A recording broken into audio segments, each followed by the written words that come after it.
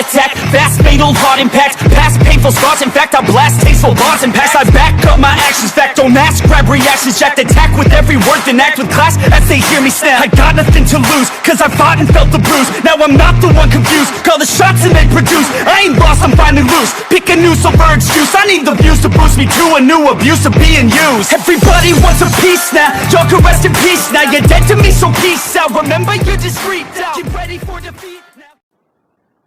Alrighty. Hello everybody. This is Kirusho here, and surprise surprise, there's another video out tonight.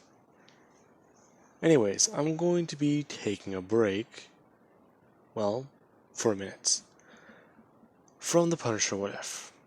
That's why I'm releasing this video. Now, with that being said, let us begin.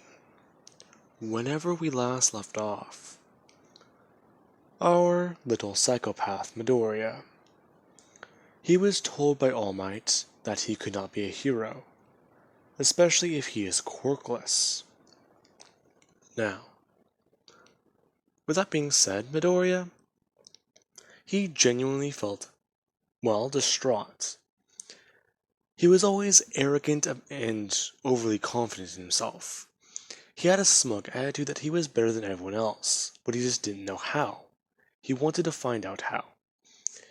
He thought that in his mind that he was born quirkless for a reason, and that just made him better. However, there was what All Might said to him. It genuinely shattered something inside Midoriya that felt happy. So, Midoriya actually got a bit deeper into his worlds. And after Himiko Toga was found with his drug dealer, after stabbing him to death, they hid the body, and Midoriya discovered a notebook the man had. How exactly he makes his drugs. Now, with that being said, we do pick up with Midoriya. It is about roughly, I don't remember exactly where in the timeline we left off, but let's say that it's about roughly 1 to 2 weeks before the UA entrance exams. Midoriya and Toga have been actually getting a bit closer. Midoriya still does try and keep her at arm's length. However, she's able to help him enjoy some of these things about himself. He's able to go out and murder with her. He's able to actually test out some things with her. And he himself has been riding a bit of a high. Because of that, his body's been getting more and more resistance. He's been buying components and trying to make stronger and stronger things. And he is currently working on a project. He's calling it his ultimate high. If he's able to reach a level of, well, divine peace in himself, he believes that he can finally get over whatever's wrong with him. He knows he's messed up. He knows that he's not normal. And he is hoping that one last high might help him out, even though there's a possibility that it will kill him. Now, with that being said, Midoriya has been trying to do it and trying to make it. He's been buying as much quirk enhancer as he can. The high that stuff can provide, it's good. It's strong. However, he's also trying to mix it with some other drugs he's actually been creating. Now, Midoriya has actually distributed a lot of these drugs and made himself some actual money. So now he's performing both roles. He was a bit of a junkie, but now he's the one making this stuff. He knows how to make it, he knows what to do with it. If someone slides a couple bucks his way, he'll make sure that they can get a little bit of a longer high. And that's what he does. Along with that, sometimes he does actually test out his concoctions on his mother. Her usually thinking that it's just her quirk acting up again. And Midoriya, he has his own fun. As he is in his room today. staring up at the sky and watching these shadows, watching these strange lights. As an hour passes, and eventually it is done and over with. And he does actually go out tonight, and he's looking for something in particular. Whenever he does go out, he does eventually run into a man, and asking him if he has exactly what he's looking for. The man telling Midoriya that they're doing a bit of a trade, so let's see if you have what I'm looking for. Now, the man, he then watches Midoriya pull something out of his pocket. Midoriya moving slowly, while keeping his eyes on the man. The man's eyes are erratic and his pupils are dilated. He's high right now. Plus, there's a high chance that, well, he has a gun. So let's see exactly what happens. Now, you also do have Toga herself. She is here and she is watching. She is slowly walking up behind the man, and waiting for Midoriya's signal. Now, Midoriya, he holds up a bag, and you do have little tabs. Midoriya explained to him that this is exactly what he wanted, right? Yeah, that's it. Alright, now where's my stuff? Oh, you see, I got it right here.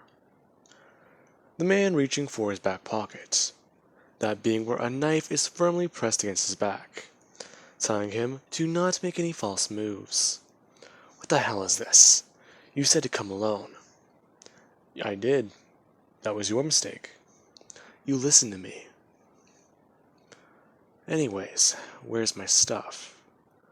Midoriya is walking forwards, and pulling the knife out of his waistband. Once he walks up to the man, he begins to simply just tell him, it's in his pocket, let him just grab it. Toga reaching into the man's pockets and finding nothing in his back pockets. Midoriya checking his front pockets and then checking inside of his jackets, finding them on the inner breast pocket of the left side, pulling them out and looking up at it. So this is it? This is all you have? Are you serious? Hey, what do you want from me? What I wanted was for you to actually do what I asked. I held up my side of the bargain. I could have just lied to you. In fact, that was the plan. However, I wanted to be a bit different tonight. I wanted to leave someone alive. Appears that's not happening, though. Midoriya says, before slicing his hand upwards. Midoriya cutting the man's throat from directly at the bottom up towards his chin. The large gash there, causing the man to simply begin to go and bleed out, bringing his hands up to his throat and simply just trying to cover the wound. Unable to do so. Midoriya watching as the guy, not only does he back up into Toga's knife, he does actually just turn around and try and run off, not getting very far before he collapses. Now, Toga begins to clean off her knife while Midoriya, he just puts his away, and simply just looks at her, asking her if that was satisfying or not.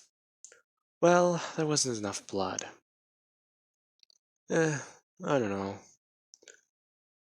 I just want to see something fun. In fact, I think that this should be enough.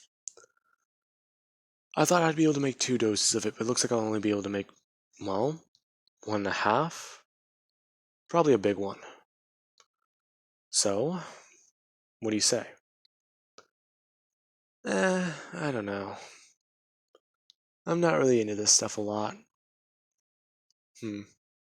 Alright, well, how about this? I'm gonna try it out. So, if I don't die, what do you say we go out and do something? Really?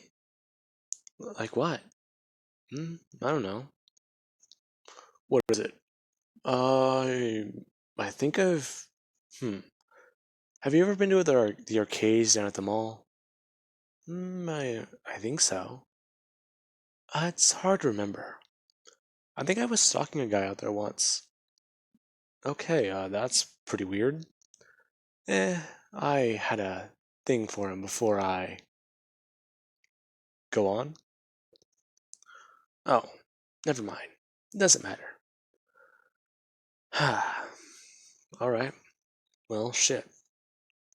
Now, with that being said, Midoriya goes about his normal life, pretending to be a normal kid during the day. At night, a serial killer, getting the chemical components that he needs, and allowing them to ferment and soak, allowing them to get very, very potent before he mixes them all together. And you do have tonight. It is around midnight, and Midoriya is on the roof of his building, and he's already written out a note and gave it to Toga. He's not really too worried about what happens next. In fact, with what he believes to be how high his drug tolerance is, he should be able to survive this. So he simply does one thing. He has Toga watch over him, since this is probably going to be pretty painful or enjoyable. Doesn't matter which. As he injects the needle into his arm, pulls back the syringe a little bit, and then injects it fully into his arm. Midoriya's veins beginning to pop and flow with this liquid. As it begins to course throughout Midoriya's body. As soon as a minute passes and the liquid goes to Midoriya's heart, he feels it. He begins to feel this massive high, along with his body actually beginning to twitch and, well, mess around. His hand is basically just having spasms, and it won't stop. And Midoriya does actually begin to try and scratch at his other shoulder. Or at least, well, the bend in his elbow. Midoriya just doing that over and over and over again where he sits there, looking up to see what's going on. Then, there it is. The high fully hits him. Midoriya feels engulfed by it, and he's simply just watching. Watching as the world fades to black. And he's confused, thinking that this is the end. This is simply just it. This is death, isn't it? Huh. I had a good ride. Well, I thought the high would last longer. Well, shit, if this is how I die, I don't care anymore. Now, with that thought being said, Midoriya, he simply just begins to hallucinate. Midoriya looks up, and he does see Toga. Midoriya is back in the real world, or at least he thinks he is. Whenever he does look to his left, he sees All Might. Thinking for a second. That drooling look on his face, changing. And he does actually see the symbol of peace. Thinking for a second. All Might. All he did was simply just tell him no. No, he can't be a hero. No, he can't do this. No, he can't do that. He wishes All Might would just disappear. Now, with that being said, Toga does actually try and get Midoriya's attention. Somewhat actually just tapping him on the face and seeing if he's still alive. Surprise, surprise. He is. Then there's, well, whenever she looks to her own right. She's confused. Why is the symbol of peace here? Now, with that being said, she just pulls the needle out of Midoriya's arm and sets it down, getting Midoriya's attention and actually watching as he does look up. And look to his left. All Might is still there. And he is confused. What the hell is going on? Now, as soon as he does walk forwards and actually just look at All Might, he goes to reach his hand out. As soon as he brings his hand up, he instantly just thinks he wishes All Might was dead. You have the fact that All Might quite simply just bursts into blood. He seemingly just explodes into a pile of flesh and blood. And Toga actually does somewhat begin to scream, excitedly, and running over. As she puts her hand down on the ground, she brings it up, only to reveal her hand is clean. Her being confused, along with Midoriya. As soon as he does bring his hands up and actually does wipe the blood off of his face, he finds that the blood is actually there on his own hands. But why isn't it on Toga's? Wait a minute. Can you see all this stuff? What? Yeah, why? I'm just confused. Her going over to a piece of meat and trying to poke it with her finger, or at least with her knife. As soon as she stabs into it, poof, it disappears. Now, with that being said, Midoriya, he's kind of shocked. A poof. That's just like his mother's quirk. She doesn't use it often, let alone at all. He actually forgot it existed. Wait, Mom's not anywhere on this building. Wait a minute. Midoriya looking down at his hands, and thinking. He wishes he had a gun. He wishes he had something that would look good in his hands. And this is whenever a gun does actually appear in his hands. And Midoriya looks at it and sees that it's a shotgun. And he does actually begin to look around it. It looks real. How is this possible? Before he does a bit of a test, aiming the gun down at Toga, as she turns and looks at it. And Midoriya pulls the trigger.